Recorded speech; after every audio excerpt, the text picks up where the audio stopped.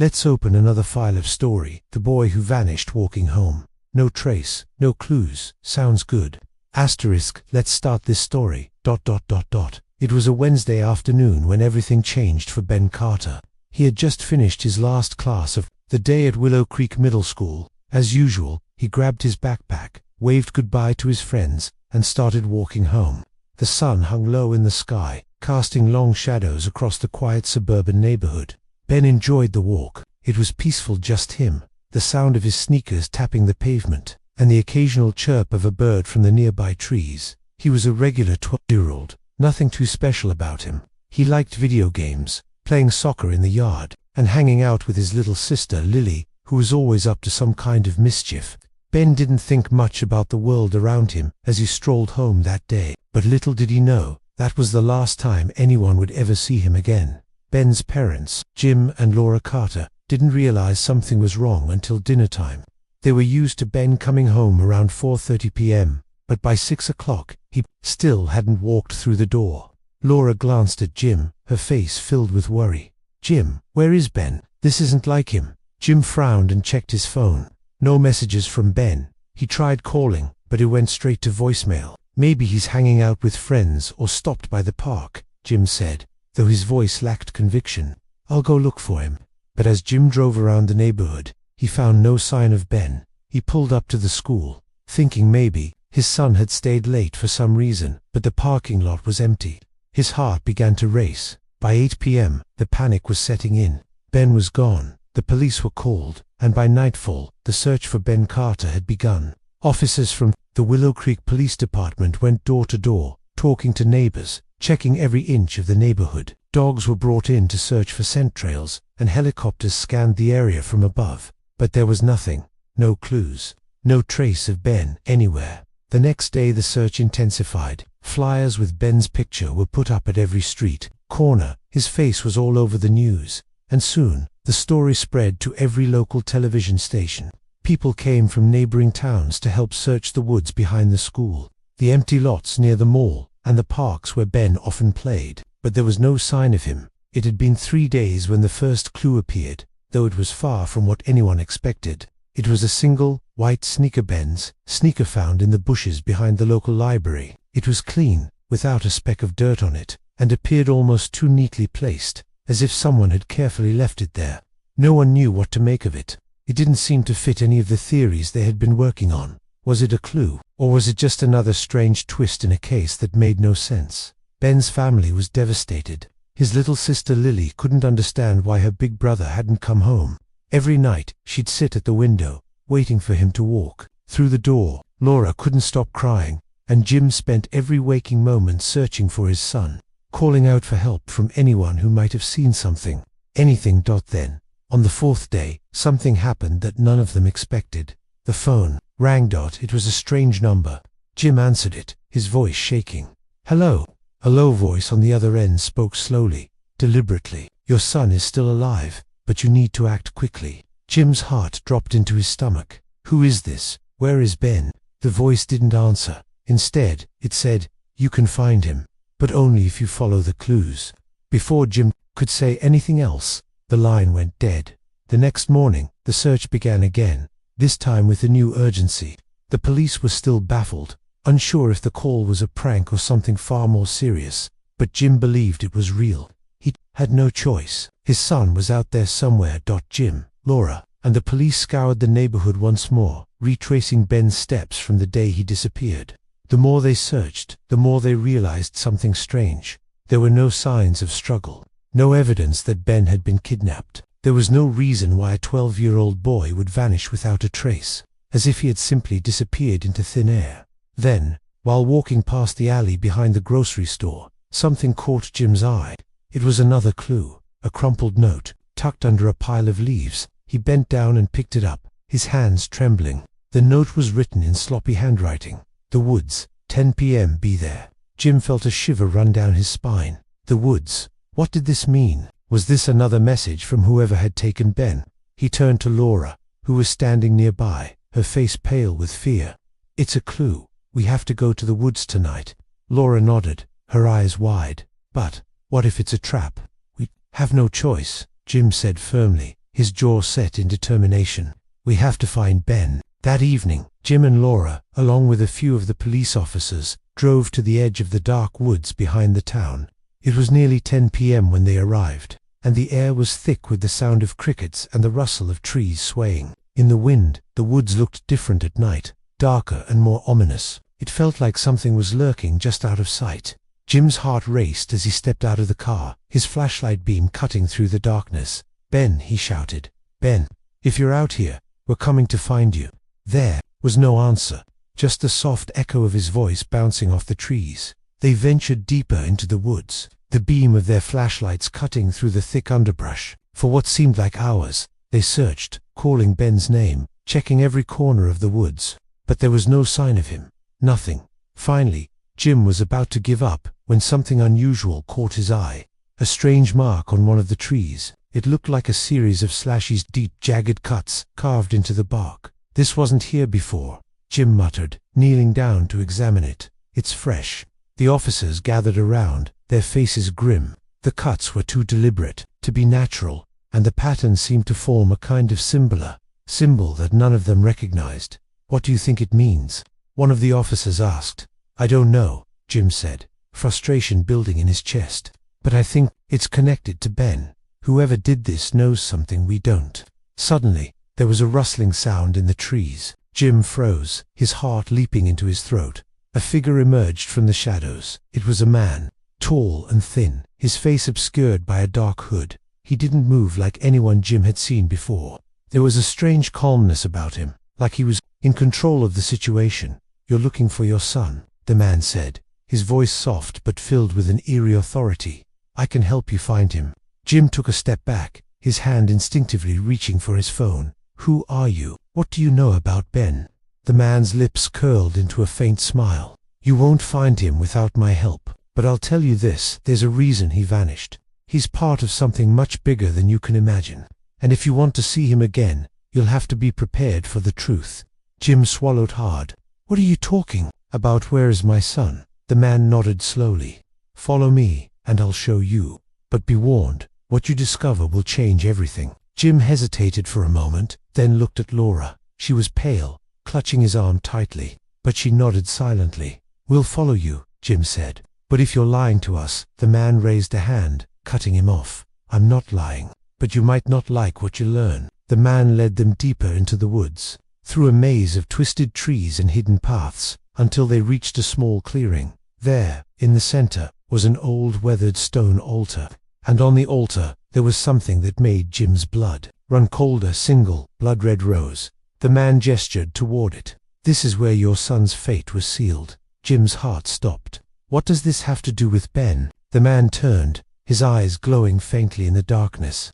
"Your son is part of an ancient ritual, one that's been passed down for generations. He was chosen, and now the time has come for him to fulfill his destiny." Jim stood frozen, his mouth dry. The air felt heavier as the man's words echoed in his mind. "Chosen," Jim repeated, barely able to process what he was hearing. "What are you talking about? What kind of ritual?" "My son has nothing to do with." Before he could finish his sentence, the man raised a hand, silencing him. "The ritual," the man said, his voice cold and unsettling, "is an ancient one. It's been practiced in Willow Creek for centuries, hidden in plain sight. Every few generations, a child is chosen, someone with a special connection to the land. Ben was chosen, just like the others before him." Jim's mind spun as he tried to make sense of the situation. "What do you mean, chosen? Why him? Why Ben?" The man's lips curled into a thin smile. "It's not about why him. It's about the balance of power, life, and death. The ritual allows the community to thrive, to maintain prosperity. And Ben is the final piece. He is the one who will complete the cycle." Laura gasped, her face pale. "You're saying Ben is—" "What a sacrifice." The man didn't answer immediately.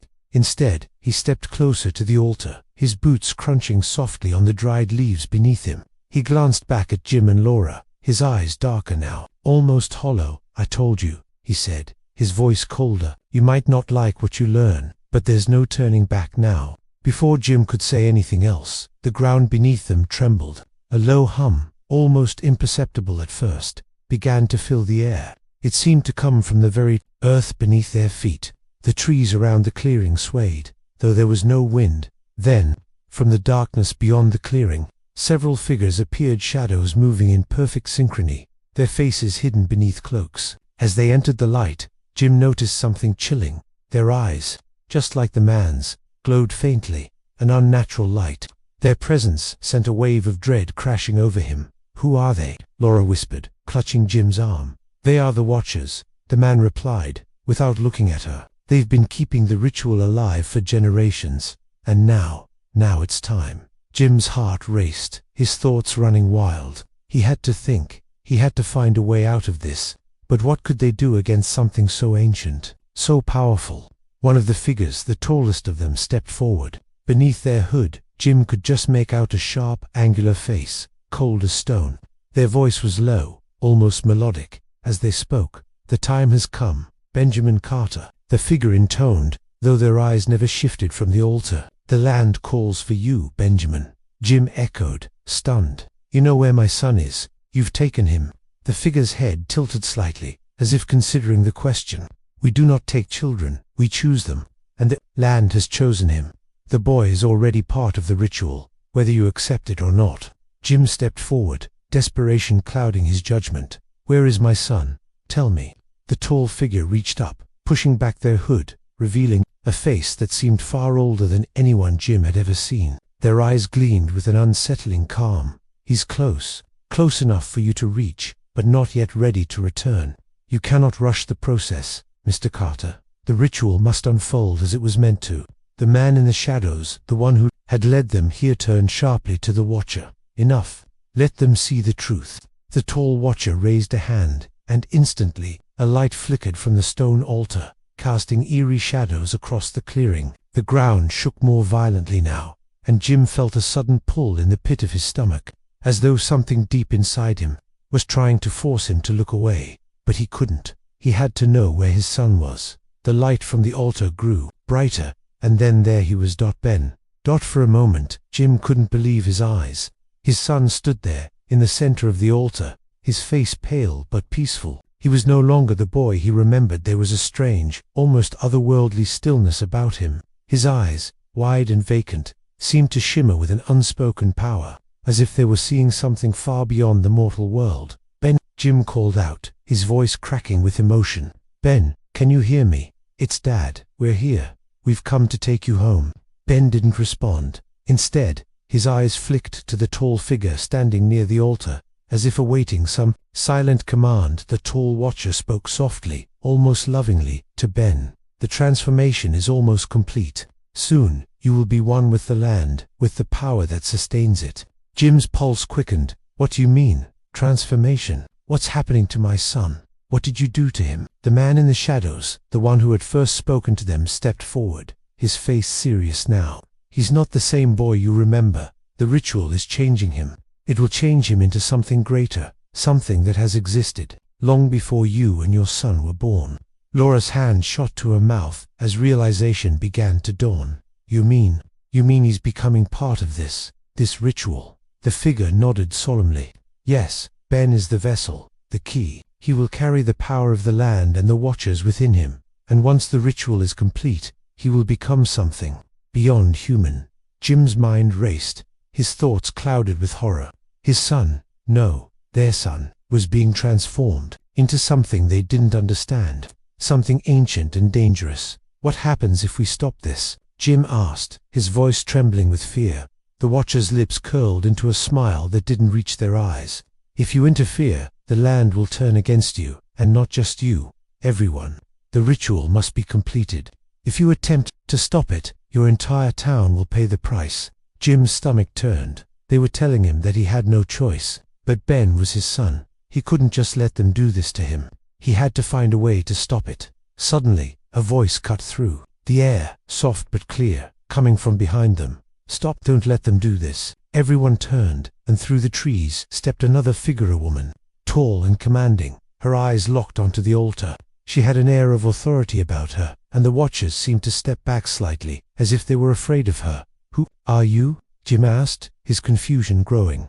The woman didn't answer immediately. Instead, she looked directly at the Watchers. You've been hiding in the shadows for far too long. This ritual ends now." The tall watcher raised their hand, but the woman held up her own, and the air around them seemed to pulse with an almost electric force.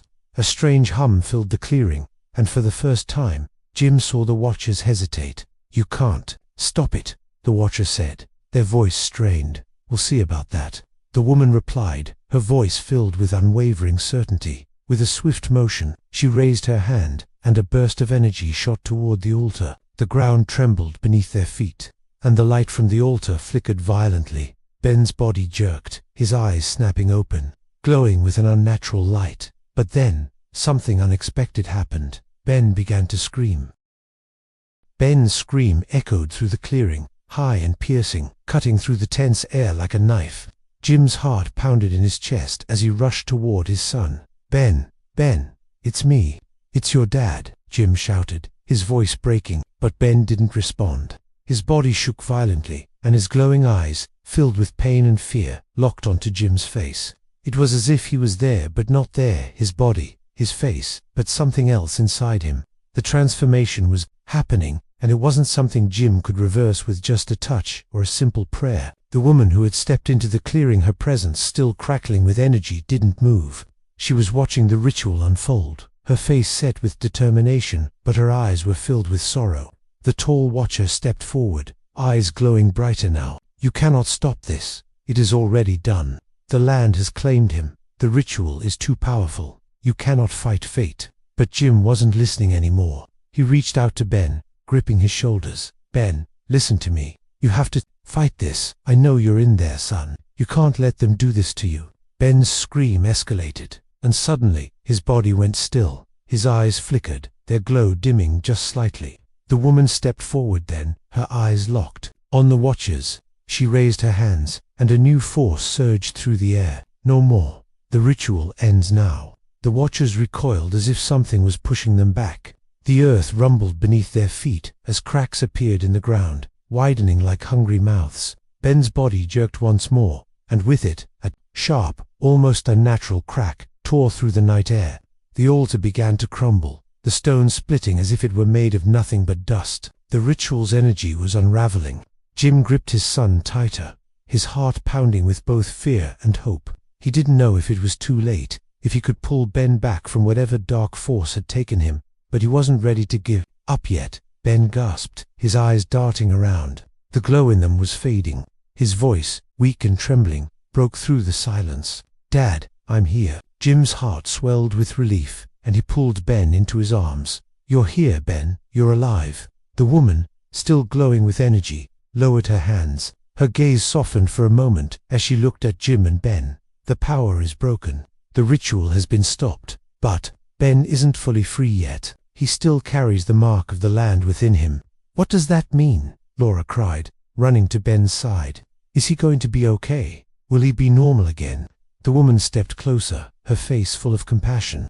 "Ben's transformation was never meant to be permanent. He carries the power now, but the bond can be severed, but it will take time." Ben's eyes fluttered as he collapsed into his father's arms, exhausted from the energy that had coursed through him. The land's hold on him was still there, but it was weakening. Jim, still holding his son tightly, felt the pull of the woman's words. "How do we break the bond? How do we free him?" The woman looked around at the watchers, her eyes hardening. To break the bond, Ben must choose. He must sever his connection to the land, willingly. But it's not easy. The land will fight him, as it always does. Jim's eyes burned with unshed tears. "How much time does he have?" The woman shook her head. "I can't say, but as long as the watchers remain, the ritual will always be a part of him."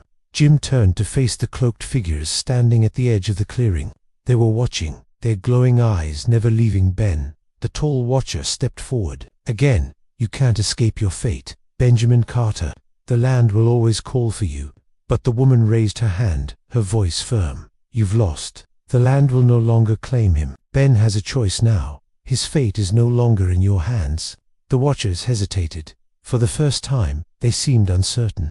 Then, without a word, they turned and vanished into the darkness of the woods, leaving Jim and his family behind. The days that followed were long and difficult. Ben, though physically safe, struggled with the strange power still within him. It wasn't something he could simply push away. But with the help of the woman, the one who had stopped the ritual, Ben began to understand what had happened to him. She taught him how to control the land's power, how to quiet the voices that called to him in the night, and most importantly, she taught him how to choose his future, no matter what had been chosen for him before. The woman, who introduced herself as Celine, told Jim and Laura that Ben's story was far from unique. The land's power had taken many children before, but no one had ever broken the ritual in so long. Celine, it turned out, had once been part of the Watchers herself, but when she saw what they were doing to the children they chose, she turned against them, vowing to stop the rituals, no matter the cost. Ben Cellini told him one evening, as they sat by a fire, "You have the power to break the curse. But remember, you can only do this if you don't let the land control you. Choose for yourself." Ben nodded, though the weight of her words hung heavily in his heart. He had a future now, a future free from the ritual. But it would be up to him to decide who he would become. And with that choice, he understood the greatest lesson of all. The moral of the story: no matter how dark or difficult the circumstances may seem, we always have the power to choose our own path. Our past, our family's history, or the expectations of others may try to define us. But the true power lies in our ability to make our own choices and shape our own destiny. It's up to us to choose who we want to become and to break free from anything that holds us back, even when the world tells us otherwise. Ask ChatGPT